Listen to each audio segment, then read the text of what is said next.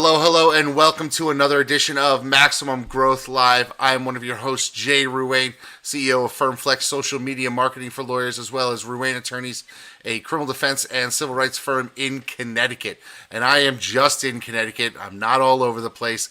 But with me, as always, my friend Seth, down there, Del Boca Vista, Florida still. How's the weather today, Seth?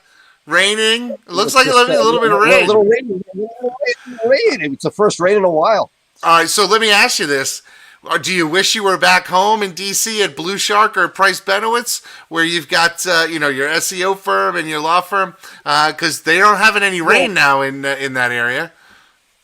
No, we got other issues in D.C. That's what I was going to say. Blue Shark's all virtual right now. We, our millennial crowd didn't want to be in an office. We had bullpen situations, and so we're going to reconfigure post COVID. Law firm itself, is a mixed bag, but basically anybody who needs to be in the office needs to be in the office. But I am clearly not one of those people. You're unnecessary at your law firm, but that's okay. That's okay. We've got a great show today, Seth. We've got another great guest. All through January, we've been talking about coaching, the role of coaching, the role of consultants, how they can take your firm to the next level. And we've got a great guest, another great guest coming on the heels of Melissa Shanahan last week. But tell us a little bit about our guest today. Tim Mckay is the founder of Vista. Vista is sort of one of those great powerhouse consulting groups. It focuses mostly on the contingency world, PI, med-mal, and things like that. But what he talks about, the fundamentals apply to everybody. He's really big on figuring out what your why is, what you're growing for, why what you're doing, and then once he does that, they've been big, way ahead of the curve on KPIs. He's had legendary partners with him over the years, including Mickey Love and others who have helped build firms, some from within our tribe, some outside. But some of the largest players in the country have gone to Tim and Vista to help them build and grow their firms. Yeah, I'm really excited about this. Plaintiff's PI is a little different from most other fee-for-service lawyer stuff because on the fee-for-service stuff, you're getting paid up front. You've got a little bit more of the sales thing that goes into it. But plaintiff's PI is sort of its own little industry. And there's a lot of consultants that work just on the plaintiff's PI. But the crazy thing about it is there's stuff to be learned for the fee-for-service law firm from the plaintiff's PI world that I think, it crosses barriers. And when you're not tapped into those people and you're not talking to those people because you think that you don't have much in common, you're really missing out on some great lessons that you can learn about scale, about growth, about operations. And I think this is a great opportunity for us to talk a little bit about that. Yeah, and playing in both of these worlds, what he talks about, as you said, he talks about the you'll hear about the intake of cases and getting more cases and about getting more value for the cases. If you're not in the PI space, listen to it from the point of view you still are getting in the cases. So that part applies no matter what. But instead of increasing the value, the thing I've been we're talking about internally, and I think we should talk about on future shows, is how do you get the time to produce that widget down? You're not going to increase the value of the case, but if you get a flat fee case and you can do it more efficiently, you'll be making more money. And I want that to be a theme on future shows. I love that. Okay, so what we're going to do right now, folks, is we're going to take a quick break. You'll hear from our sponsors. Of course, we are always syndicated on the Maximum Lawyer Media platform. You can catch us on the Maximum Lawyer podcast. You can catch us always on our own Facebook Live show, as well as our own standalone podcast. So there's plenty of opportunity for you to follow us. But for now, folks, take a few moments, hear from our sponsors, and when we come back, you'll hear from Tim Mckay from Vista in our Max Growth interview. We'll be right back.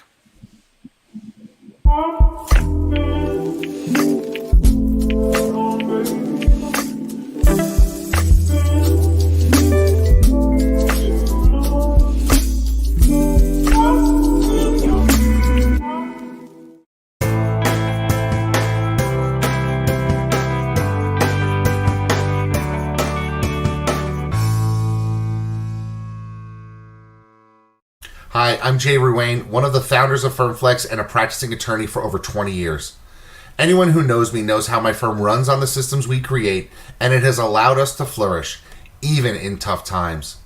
I spent years and hundreds of thousands of dollars until I finally figured out a way to engage my audience and drive top of mind awareness with social media.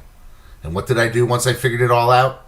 I built a system for it, and now you can put that system to work for you. You see, we took the hard part, creating the content and finding the images, and made it foolproof. Every day you will have curated social media topics to post designed to make your firm constantly remind your audience about your firm, what you do, and how you can help. And the best part? You don't even need to hire a dedicated social media person to do this for you. In fact, you don't even need to hire anyone new. We designed the system to make it easy for you to delegate to your receptionist, assistant, or paralegal and have them execute solid social media for you in just 5 minutes a day. It's like having a content writer, researcher, and graphics designer at a fraction of the price it would cost to hire in-house. Sign up today for the Social Super System and start building your brand where your clients already are, on social media. In this world today, if you want to grow your business, you want to grow your firm, you want to take on more cases and make a bigger impact, you have to have a digital blueprint. Statistically, throughout the time that we've been working with Blue Shark Digital, our law firm, the Atlanta Divorce Law Group, grew over 1,400%. They truly understand where we're headed and how we want to get there. I have a team in Blue Shark Digital that I feel like has my back.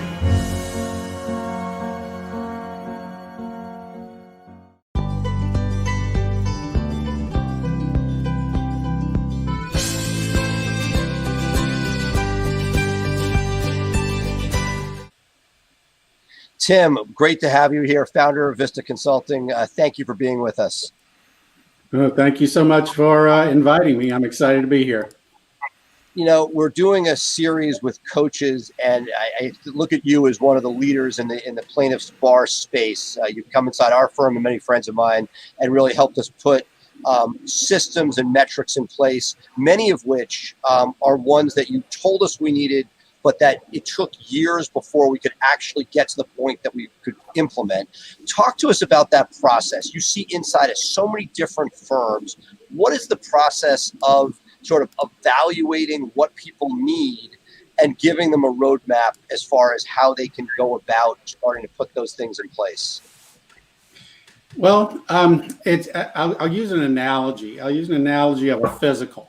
If you go to the doctor, you get a physical, and sometimes hey, my knee's hurting or my ankle's hurting, but and you may actually have an idea why it's hurting, but without a doctor actually looking at everything and running some tests, they don't know whether, hey, you've got a torn meniscus or your left leg shorter than your right leg, or it could be anything. So we are pretty much sticklers with assessing before we start giving anyone advice, to try to understand where you are in your firm in regard to, I'll use a word that may not be the exact right one, but sophistication in regard to how are you managing today?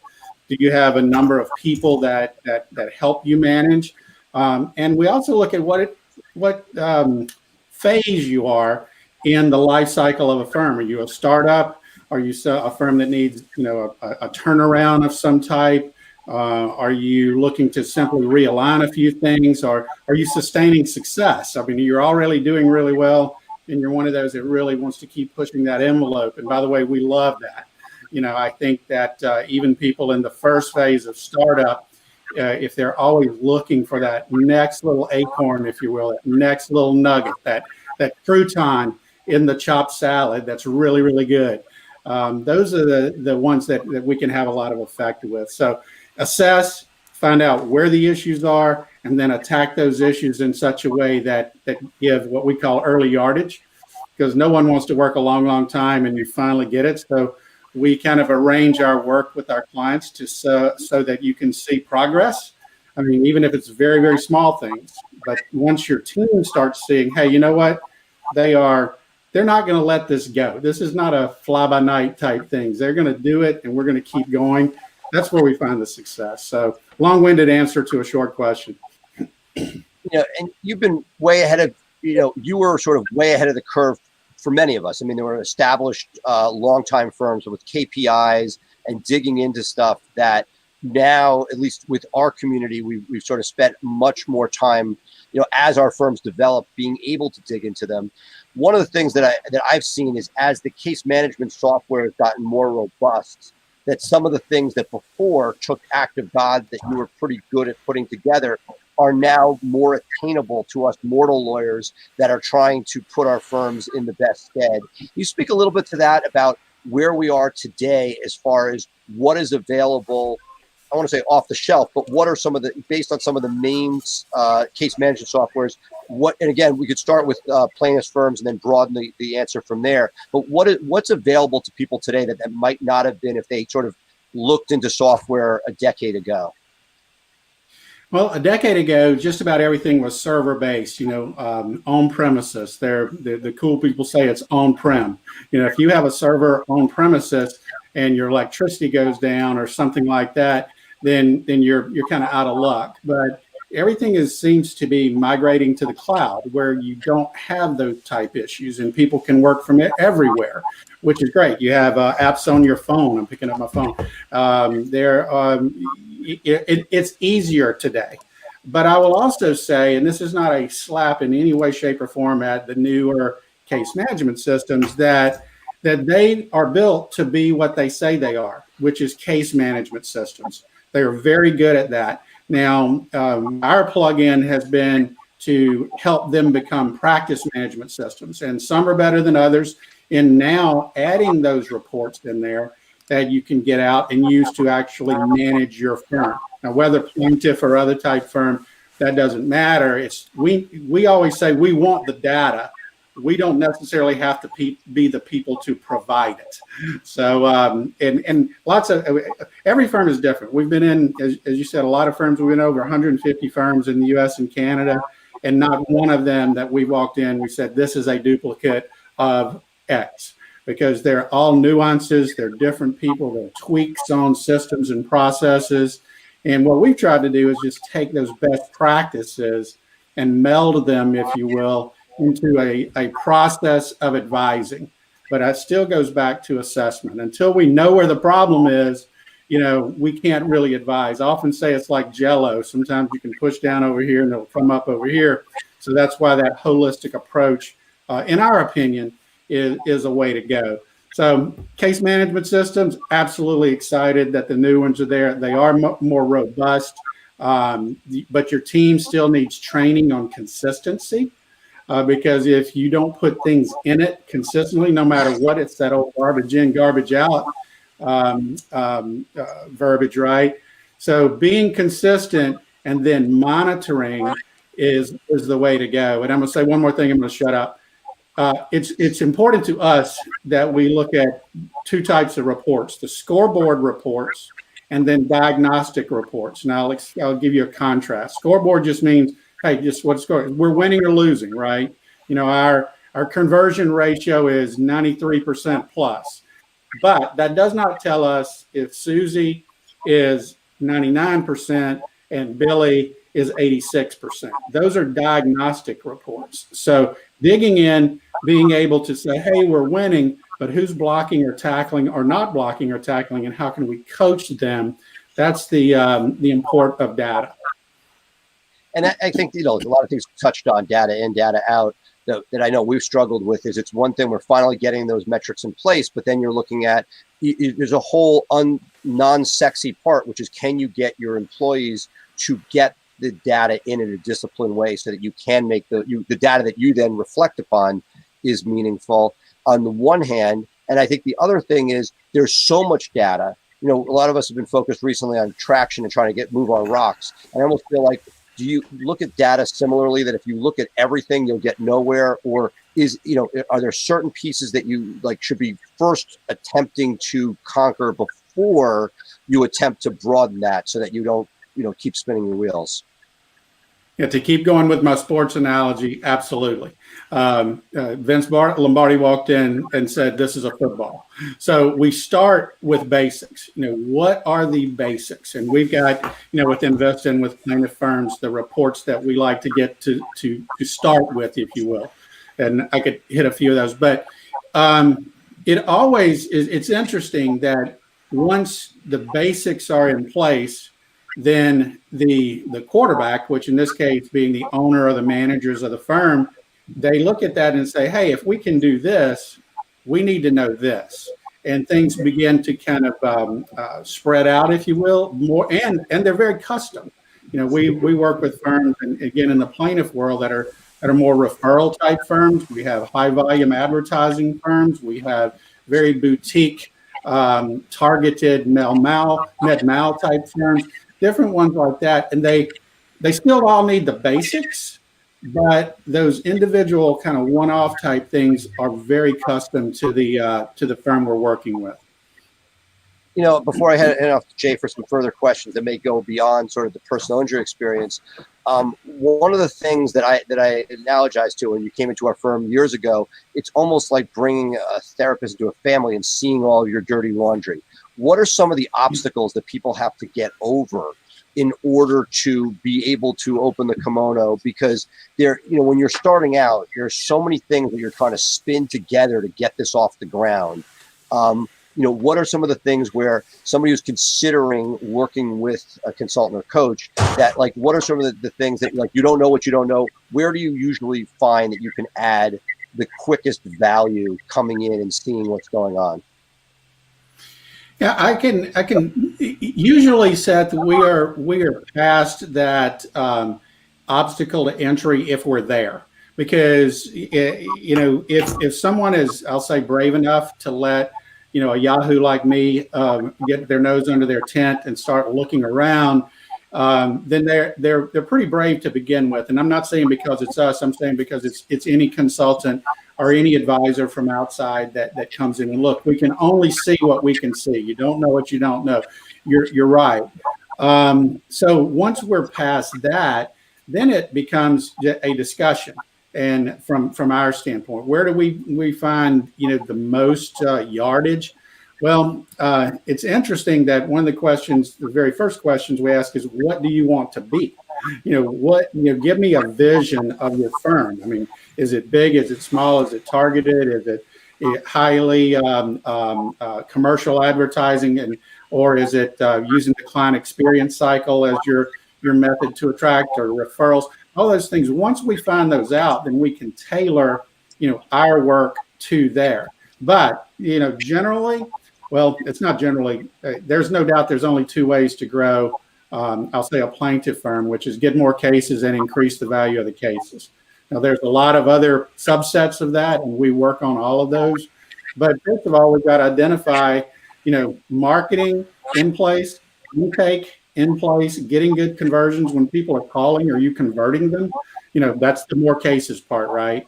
And then shifting right into case management. What are the systems and processes in place at a firm to add value to those firms? To those cases. So, we are always, no matter what we're talking about, if we cannot trace it back to one of those two areas of growth for the firm, then we're not doing our job. Now we can get off on a little bit of subsets and all those kind of things when we're talking about HR, for example, or having the right people in place. Is your strategy right? The strategy is kind of the what we're going to do, and then we talk a lot about tactics. But if we don't know your strategy, our tactics can be off. And the tactics meaning the how we do things, right? Infrastructure being the who. So there's a lot of interplay, if you will, with the who, what, and how. The why, obviously, is the big thing, which is the vision. But once we identify areas that they are weak and our work is inherently critical, we basically attack that and say, okay, what is the issue? What are the problems? Where are the bottlenecks? And we're consultants. We're not subcontractors. So we don't come in there and do the work. What we do is help you get a set of tools, help you with the systems and processes, and coach your team. And with those reports that we talked about earlier, that's simply an accountability system. And you mentioned something about getting your team to do things. And once you get a mind shift with your team, that not only do I need to do the work as a team member, my in the business type work of, say, a paralegal, contacting your clients or getting med records or whatever that happens to be.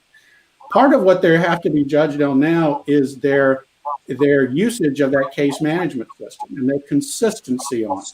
Because if we go to someone and say, hey, we noticed that, well, let's say our criteria is to contact our clients every 2 weeks for, whatever your criteria is. And we notice that you haven't been able to keep up with that.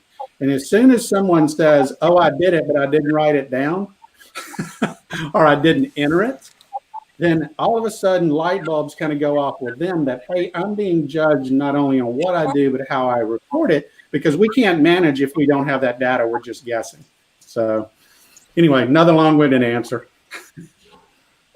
Jay? It's really interesting to me that you talk about if you did it and you didn't write it down, it didn't happen. That's a skill set that we often use in trial work, because when those records don't reflect what we know was done, but they didn't write it down, sometimes we can blow a hole through a witness's testimony. So it's something that certainly translates to law. One of the things that's a challenge for a lot of people in our audience is that there really isn't any traditional training for lawyers on how to run a business. We certainly don't get it in law school. Most of us, have liberal arts style undergraduate degrees, history, poli-sci, English, that type of thing. So there really isn't a strong background in business sense when it comes to lawyers. But you've had the opportunity to work with, hundreds of lawyers in your time. What sort of skills are best to be developed by a lawyer who's looking to grow his practice or her practice?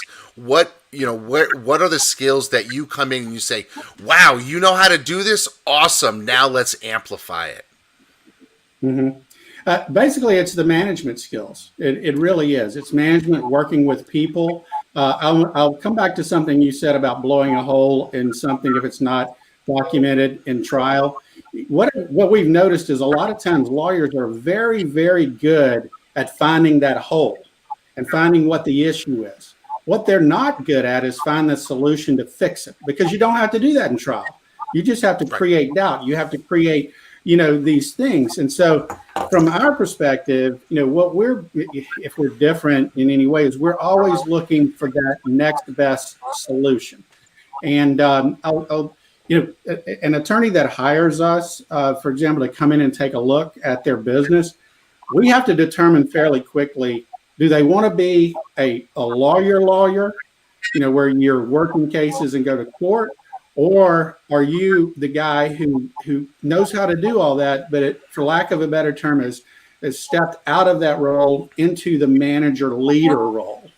And sometimes, that's a hard step to take. And I'm not saying that it's right any different. I would say the same thing about an automobile repair shop owner. He started because he was really good at pulling wrenches and getting and diagnosing and all those things, but he's so good that he goes and opens up his own place, and then he's got to deal with payroll and Susie answering the phone and all of those things, and you get out of your skill set. So it's just realizing what or determining what you're good at and what you want to do. And that's part of the discussion that we have going in, because we found lawyers who, yes, I want to run my business, I want to do this, or you know what, I really enjoy the courtroom part of it. So that we then say, okay, see an operations person, someone to do those things you don't want to do. So going through these thought processes, and if you can't tell, this is the assessment part again. We can't just come in and say, you need to do this and you need to do that by osmosis. There's questions and thoughts that go into this and determining those things. So I hope I hit your question. You did, and it's interesting to me because I think that's one of the things that a person like you can sort of bring to the table is actually getting people to commit to what their vision is. And this is a conversation that Seth and I have had about my own practice and his practice. I think he's insane to want to have 40 or 50 lawyers, because for me, that vision, I definitely do not want that, and Seth wants to pull me out of law, but I still like showing up to the courthouse every now and then because I like getting in the weeds, so to speak. But I don't want to do it every day as a grind. So I think that's a wonderful thing that a person like you can actually force a lawyer to sort of commit to and recognize that those ideals may change. Where I am today, it may be different where I was 10 years ago or where I'm going to be in 10 years, and being able to sort of pivot is important. And the next, my only other question for you before I turn it back over to Seth is going to be, there is an adage that I've heard, what got you here won't get you there. And do you find that there's a lot of sort of resistance from lawyers who have built essentially from nothing and maybe gotten to, low seven figures to say, no, I can do this. I want to keep growing. When you say to them, hey, look, if you want to get to the next level, these are your strategic hires, and they're going to be doing things without your involvement. And the lawyer, typically, as lawyers do, want to micromanage and want to control everything. How do you help lawyers get beyond that so that they truly can grow? Because there are lawyers at the $200,000 mark that are maxed out, and what's going to get them to the next level is something else. Just like there are lawyers at the $2 million and at the $20 million revenue level that are maxed out, and what's gotten them there won't get them to the next level. How do you break that ego of the lawyer to get them to embrace what's truly necessary to go to the next level? Well, first of all, once again, they've invited me to come talk to them for some reason, and it's up to me to tactfully find those things out. I am not trying to influence what they want to do. I'm just trying to find out what it is that they want to do. A good friend of mine, Mckay Love, who was a COO, she now runs an advertising agency. She made a comment off the cuff one day: you have to let go to grow. And, I've kind of taken that and I haven't owned it. I gave it to Mckay, but it's true. To be able to really grow and scale, we can't keep doing what we're doing. There's only so many yards of fence, and I grew up in the country, that we could build in a day unless we had other people to help. That's just the way it goes. And again, there's no different in the legal industry. You can't do everything. And some people can do more than others, and that's we're not trying to judge your productivity. What we do is say, where do you want to be? That goes all the way back again to, what's the vision? Do you want to have 40 lawyers or 50 lawyers? Or are you totally happy where you are at 5 or 6 or whatever the number is? Just let us know so we can help optimize you in that position. We're not judging what they want. We're trying to, number one, determine and then optimize. And notice I didn't say maximize, because maximize will kill people. If we're trying to make the last nickel out of everything, my goal personally is not to be the richest guy in the graveyard. I want to enjoy what I do. I want to help people get where they want to go, first identifying what that is, because a lot of times we don't think about it. I just want to grow. Well, we don't think about what those steps are to get there. Yeah. And, we walk into law firms and they'll say, hey, I don't think I'm making enough money for the work that I'm doing. And that may be true because you're not scaling well. And then we have a whole different discussion, and we look at systems and processes. So I don't want you to think that Vista is the only folks out there that can do this. But it's our thought process. It's our MO. It's in our blood to say, what do you want? How can we build a roadmap to help you get there? What tools do you need? What people do you need? How's it going to work? And that's our bag. Boy, I'll tell you, that idea of maximizing will kill you is something that I think needs to be embraced by a lot of people in our audience, because you definitely do need to enjoy this whole journey, and trying to maximize everything really may be a detriment. Seth, I know you have a follow-up. What do you got for us? No, I was going to say, it sounds like there's a two-part. There's almost like a business shrink part.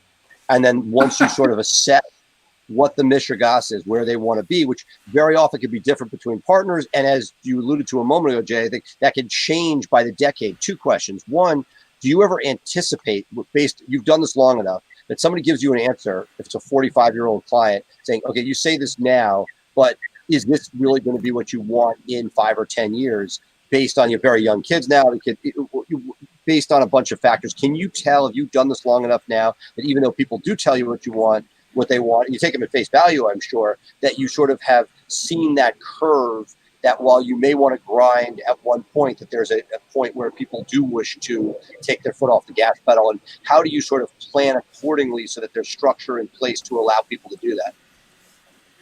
I haven't got the clairvoyancy down to 100% yet, but sometimes you get the feeling.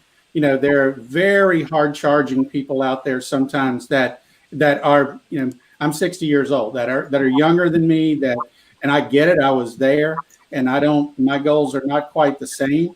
I don't think anybody's is. If you talk to me at 14 or 24 or 34, I mean, these things change, but we talk about them. And we say, okay, can you see that you may change later? But let's get you there, and we'll make that decision. So again, I'm an old tax guy, CPA by training, and we always say we work with the laws as they are now. We can't really necessarily anticipate everything that's going to be coming. We do the best we can, but we want to work with what's there now. But that doesn't mean, Seth, that we don't look into the future and say, that's probably going to change or whatever. But the one thing that is consistent, and it's a pleasing thing for us, is that lawyers really want to do a good job for their client. And the beauty, and I'll say of plaintiff firms in most cases, is the better the client does, the better the lawyer does. It's a tit for tat, a yin and yang type thing, which I really dig. Now, I want to say one other thing, that I'm more of the strategy guy with our group. We have a group of what I call thoroughbreds that are operational tacticians. That once we get, along with them too, they're not all tactics, but once we get that direction, they are really good at saying, hey, these are the tools, and this is the training, and this is the reports, and this is how we're, and it's like the Green Bay sweep. You're going to block here, you're going to block here, you're going to block here. But look, when we toss the ball to the back, they're going to run to daylight. So we kind of work our methods like that. We have a lot of listeners and viewers and who have been guests, like a Michael McCready, who's been a guest. He's a listener who have sophisticated firms, and you've worked with them in the past. But we also have a lot of viewers and listeners that are much earlier on the curve. Having seen the inside of 150 plus firms, what are some of the mistakes that people make? So sort of like, you don't know what you don't know. What are some of the things that the bigger sort of obstacles that if you wish that people knew earlier on, so by the time they get ready for you, they sort of have smoothed out some of those things? Give me, 2 or 3 things that you wish people focused on sooner rather than later. I think it's the Michael Gerber wrote a book, the E-Myth, which is about systems and process. He was just a guest a couple weeks ago on the show. Look, I read his book. I think it was in 92 or 3. I can't remember. I'm going to get that wrong, but it changed my life because it told me that I didn't have to build every yard of that fence that I was talking about. That if I want, then I need to think past what I'm going to do, when I sit down at my desk as the leader of the firm or leader of any business. It's thinking past that. Going in there and working hard is really great, but you should always, I call what Vista does sometimes is kind of grab people by the hair and we pull them up out of that ditch. And we say, okay, are we really digging in the direction you want to go? You're digging like hell. You're going, but is it the right direction? And I don't think it's just an openness to that. And once it's explained, I haven't had anybody said that's stupid or anything like that. It's just that sometimes we're all so busy digging that sometimes we get off track. And that's what, again, we hope it's Vista that you call to take a look, but that's what coaches do. It's like anything else. The Michael Jordan had coaches. Every great athlete, every great business had mentors and coaches. And we've just been lucky enough to see a lot and have said, don't do that. If you step in that, you can't shake it off your shoe. So we need to go this direction. So that's, if there's not anything really frustrating, Seth. Frustrating. I'm trying to ask if there's somebody who's not, they may not be ready for a full Vista engagement. What are the things you wish that people thought about and maybe started working on? Just they're digging. They may realize they need to put a team together, but as they do that, like we saw you, on our journey and realized, hey, we had to make a bunch of different changes. There was good stuff going on, but these are the things we wanted to tweak. what are some of those things that if people did before they got to the point that they were retaining you, it would be really great for them to start thinking about those themes in general? Part of probably, I take it, is what do you want? That's obviously, I'm hearing that loud and clear. But are there things as far as the order in which you bring things on? You mentioned operations directors. What are some of those things that if you want to get to the point where you can fully take advantage of what Vista has to offer, that you may want to start putting these things in place so that you have more in place, more for you to work with, rather than saying, hey, this would be great to get in place? I think it's simply systems and processes in every functional area of your business. It is. That's. I love systems. You don't know Jay, but he's Mr. Systems. I'm sorry, Seth. Go ahead. I was going to say, you don't know Jay well, but Jay is Mr. Systems. That's what he professes. He lives. He breathes. That is what we talk about here on a weekly basis. Well, it's scalable, right? There's best practices and then there's better practices, but also, Jay, I hope you look for that innovation. And that's a lot of times what we can bring, because sometimes we can get in a rut with those systems and processes, right? You can chop a tree down with a hammer. It's just not effective or efficient, right? So, but did you know that there's an axe? Did you know now there's a chainsaw? Did you know now there's a big tree cutter? These are the things that I think we can get so tied up in. So it's looking at systems all the way from what's our marketing system? Is it digital? Is it billboard? Is it what? And it doesn't, whatever it is, but what is your system? And are you tracking the success of those systems? And then looking at, okay, well, if we're marketing and I'll say the phone's ringing, which really is probably an old way to say that we've got leads coming in now. So we've got leads coming in now. Are we capturing the ones that meet our firm's criteria? Are we capturing those to get them to clients? And then you track that data. So if there's one word, I would say it's data. But then it's hard to say data without the right workflow to get accurate data and for your team to buy in and understand the importance of it. And sometimes it's better to have people from the outside do that. That's all I can say, because it's like my older daughter played tennis in college. My younger daughter played volleyball. I didn't know much about volleyball, but I could coach tennis. I could help her. But a lot of times she needed a coach that wasn't me. That's someone that could say, hey, you know what? This is what I've seen out there from coaching all these people, and this is what works. And those are the things that mean something. Is that self-serving? Maybe so, but it's the truth. So I've seen it in action. Great. Jay, you have any final questions? Yeah, no, I mean, I really like some of the things that you're talking about here. I think there's a lot of takeaways for our audience in that it really is, number one, you have to have an identification of where you want to be before you start really building towards that and bringing in an outside source. One of the things that you just said is, especially when you're dealing with the personalities of lawyers in an office, there's an element of ego that goes with it. Whether or not you're solo with some associates with you, you've got some contract partners or some profit partners or even equity partners. You're going to be dealing with a lot of different personalities and a lot of different approaches to the business, and bringing in someone like yourself takes away the personal interaction part of it and makes it a little more objective. Even though you're bringing your subjective skill set to it, it's an outside, there's kind of clinical, not that you're not passionate about it, but it sort of removes the personality from decisions that have to be made. And I think that's something that our audience can really gain from this conversation, is that sometimes the third party can help you move to the next level simply because you are taking the emotion out of critical business decisions, and that's how good businesses can operate, don't you think? One of the questions we ask when we get there to firms of really any size, are there any sacred cows here? And I'll tell you what I mean by that, and you may know. Are there people here that for whatever reason, may not be the most productive in their area, but they're going to be here forever? It's my aunt. It's my look, or whatever it is. And it could be, and look, I'm not going to say that there's not a place for sacred cows. We just want to put them in a pasture that doesn't hurt the flow of the entire herd. Okay, but we need to know those things.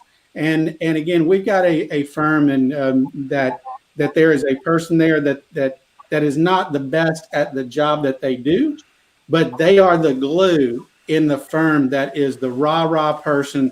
There's an intrinsic value to this particular person that objectively we cannot measure it.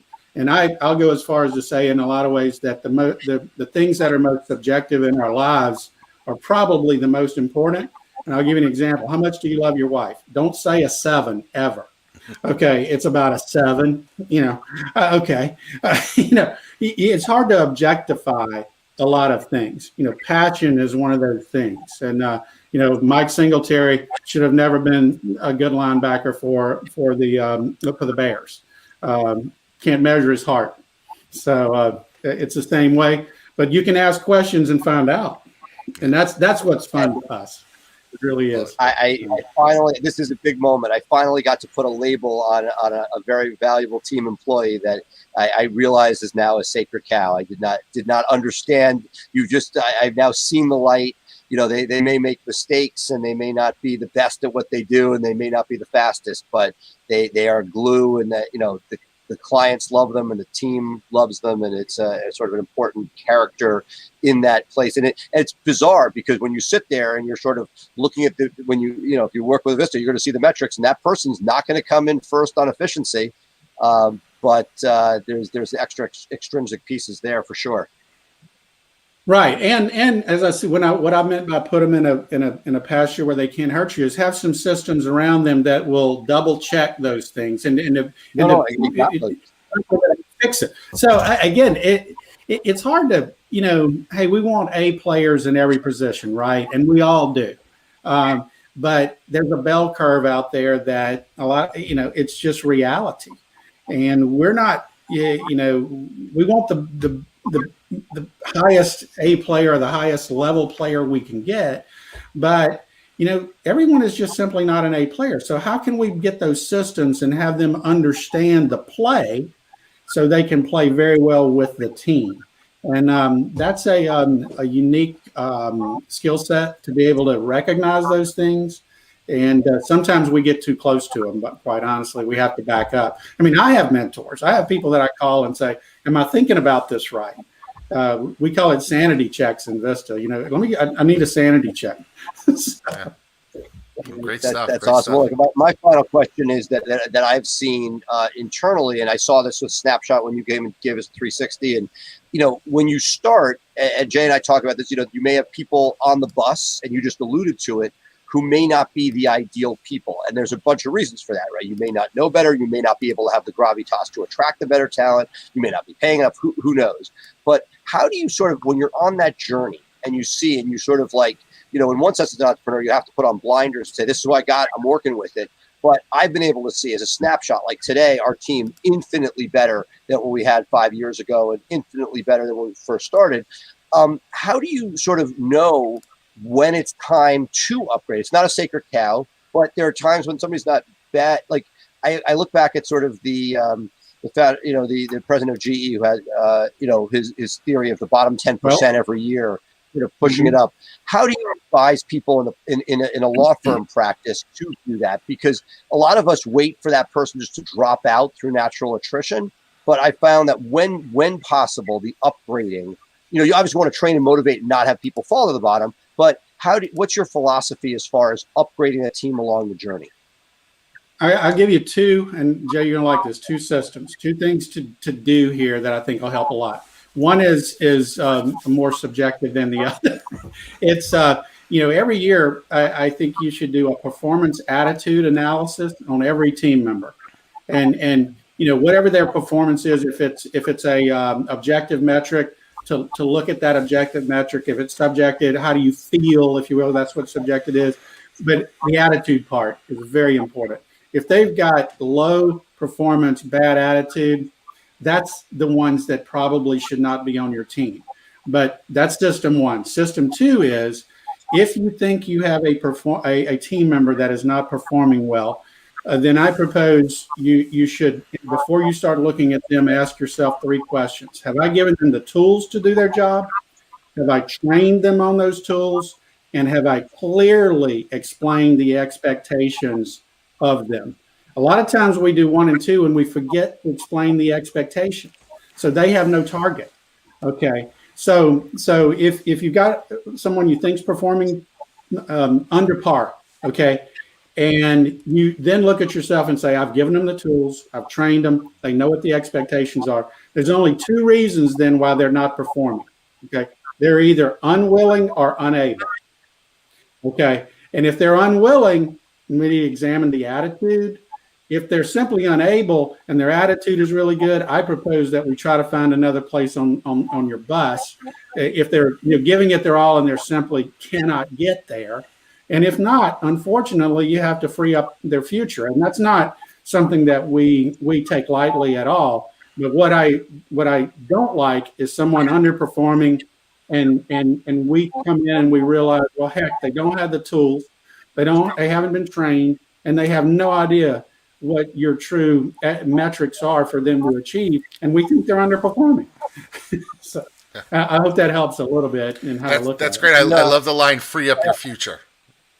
Right, but there are a couple things. I just got the last question, but because one of the things that I've seen as you talk about that, there are 2 things that come to mind. One is there's institutional knowledge that's gained, and you end up like their value goes up, even though some of those things aren't there. And as I think about this, and again, in a perfect world, you do that. You said something, so I'll give you 2 things to talk about. One is that, and the second is and I don't know whether as a firm, when we have people that are underperforming and we're doing a poor man's version of your analysis, right? And we say, okay, it's not right there, but we try to find a different seat. We've had a very bad track record of getting those to be successful. Some horrible, some mediocre, but never great. Is there, and you do that because you like the person, and plus you need talent in other places. Are people do you find that people can successfully relocate people? I mean, again, there's always an exception, but statistically, is it a likelihood that's going to work, or are you basically doing a slow exit first? And then secondly, the second last piece of what I addressed there, as far as institutional knowledge and how you balance that when you have somebody underperforming. I don't like the idea of a slow exit. No. We want to, if someone truly has a great attitude, but for some reason cannot perform in the spot that they're in, number one, I even have to go back before that. How are they hired? How are they onboarded? Those are systems, Jay.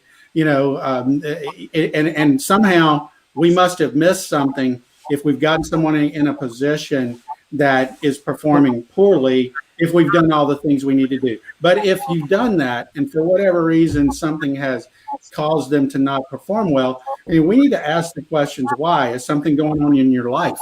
Is there's things, and I believe that's our responsibility as leaders and owners to find those things out. Because there are different, I call them yardsticks. Money is one yardstick. The right word is not happiness, it's contentment is the one that I really like.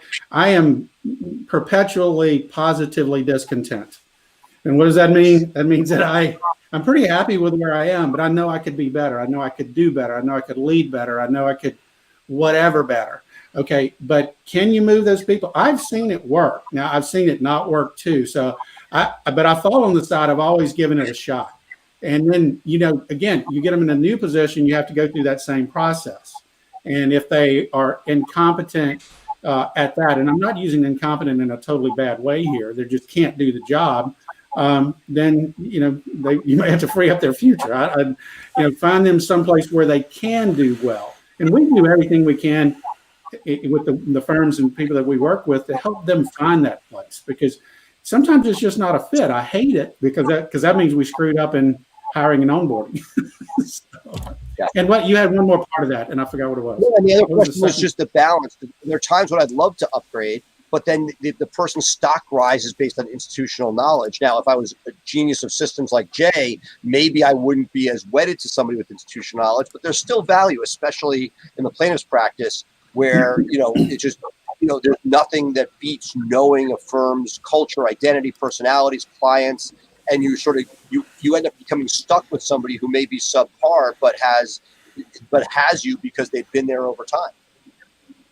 I say that that is a subjective case by case. I don't think I can give you a rock solid rule on that. I've seen it, and a lot of times people we want rock solid rules, and there just aren't any for these very subjective things. But they're hard. Subjective things are just harder, but that doesn't mean we should not attack them, try to understand them, and then make a well-informed decision in that case. And that's all we argue for. What we don't like to see is these knee-jerk reactions without going through the thought process. And I could go to get off on another tangent about being self-aware and emotionally intelligent and how you recognize these things about yourself, which are important to leaders.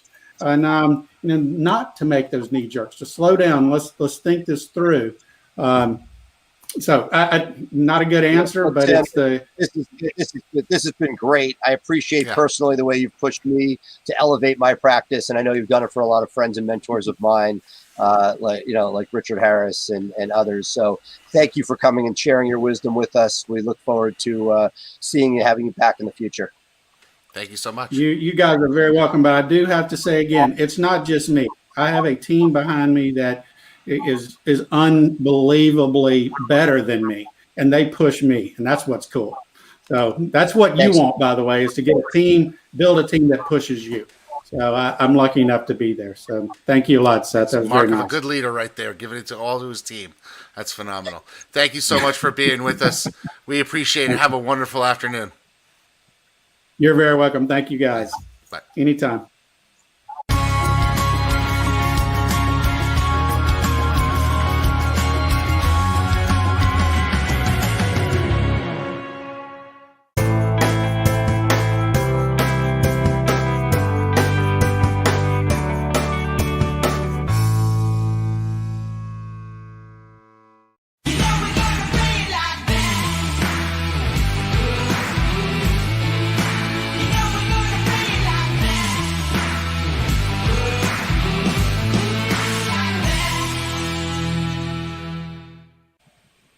Well, Seth, I am slowly getting to the point where I'm thinking that it's time for me to engage a coach or a consultant or somebody to help us take it to the next level. Because not to say that we've stagnated. I mean, we've gotten to where I'm comfortable. I'm happy with revenue. I mean, I'm not happy with COVID revenue, but I'm happy. I was happy with revenue beforehand. I knew there was opportunity for growth. But I think, some of the things that I heard from Melissa and now from Tim is I need to be purposefully mindful of what I can do over the next couple of years to really get me to a point of the vision that's in my head. And I need to make sure that I share that vision with the other lawyers in my office. What were your takeaways from the conversation?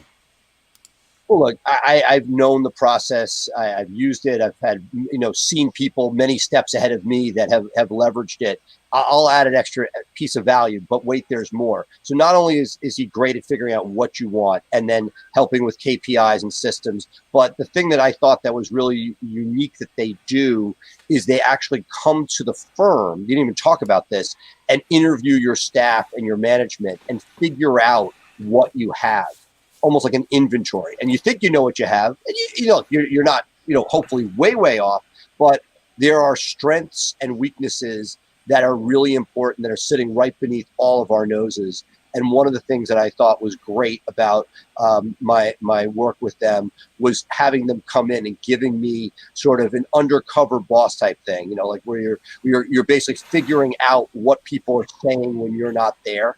And, to me, that was very valuable. It was transparent. They were telling them why they were doing it, but it's amazing just asking people their opinions with a third party, what you can extract and the valuable information you can have about figuring out what is solid to build on and where you really need to put work in.